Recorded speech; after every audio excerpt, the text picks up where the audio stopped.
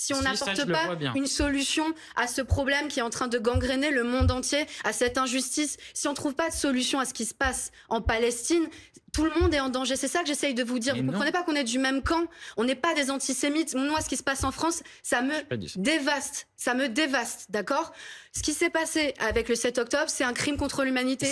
Oui, ça doit être jugé par la Cour pénale internationale. Si vous voulez, c'est terroriste. Voilà. La question, pas si je veux. Mais la question là, pourquoi? Nous, on voulait qualifier ça de crime de guerre et puis après de crime contre l'humanité. Pourquoi?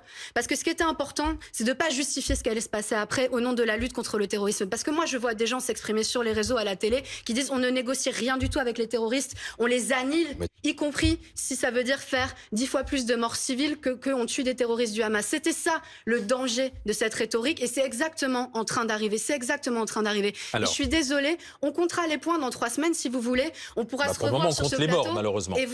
et voir si effectivement il n'y avait pas une volonté du gouvernement israélien de faire autre chose que d'éliminer les terroristes du Hamas. Entre le gouvernement israélien et l'antisémitisme en France et en Russie, c'est ça qui ne va pas. D'ailleurs, personne ne dit que la colonisation a repris en Cisjordanie alors que c'est un territoire qui n'est pas contrôlé par le Hamas et qu'il y a 115 Palestiniens qui sont morts depuis.